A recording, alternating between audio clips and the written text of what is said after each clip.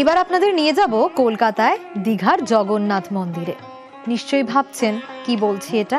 হ্যাঁ, কলকাতাতেই দীঘার জগন্নাথ মন্দির, জগন্নাথ দর্শন।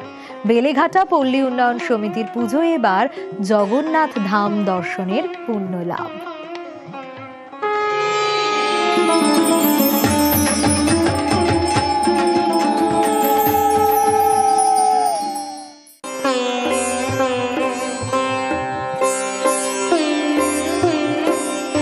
যারা এখনো পর্যন্ত দীঘার জগন্নাথ মন্দির দেখে উঠতে পারেননি তাদের জন্য অভিনব সুযোগ করে দিচ্ছে বেলেঘাটা পল্লী উন্নয়ন সমিতির দুর্গাপুজো কমিটি।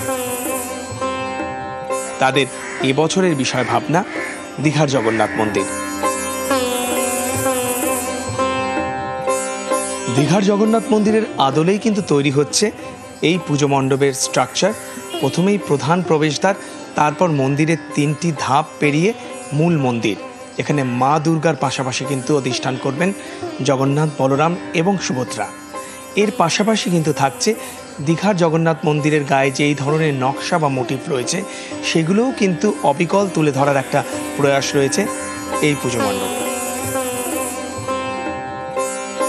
মাননীয় মুখ্যমন্ত্রী যখন এখানে এটা তৈরি করলেন তখন আমরা দেখলাম লক্ষ লক্ষ মানুষ সেখানে তার ভিড় জগন্নাথ দেবকে দেখার জন্য এবং জগন্নাথ মন্দির দেখার জন্য। তো তখন আমরাও ঠিক করলাম অনেক মানুষ এখনও যারা যেতে পারিনি, তো তাদের উদ্দেশ্যে একটা রেপ্লিকা বেলেঘাটা 3-1 পল্লী উন্নয়ন সমিতি আমরা তুলে ধরার চেষ্টা করলাম, যাতে অনেক মানুষ দুর্গাপুজো একটা আমাদের উৎসব, সেই উৎসবে এসে যাতে সবাই এখানে মিলে দীঘার জগন্নাথ মন্দিরের সাথেও দুর্গাটা দেখতে পারে।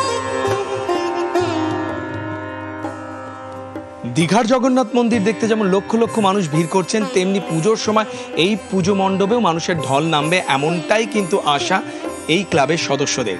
তাই থাকছে আঁটোসাঁটো নিরাপত্তা ব্যবস্থা এবং তার পাশাপাশি আপৎকালীন চিকিৎসার জন্য ফার্স্ট এড চিকিৎসক থেকে শুরু করে অ্যাম্বুলেন্স সবটাই রাখা হবে, এমনটাই কিন্তু বলছেন উদ্যোক্তারা। ক্যামেরায় কাঞ্চন ভৌমিকের সঙ্গে মানুষ বসাক, নিউজ 18 বাংলা।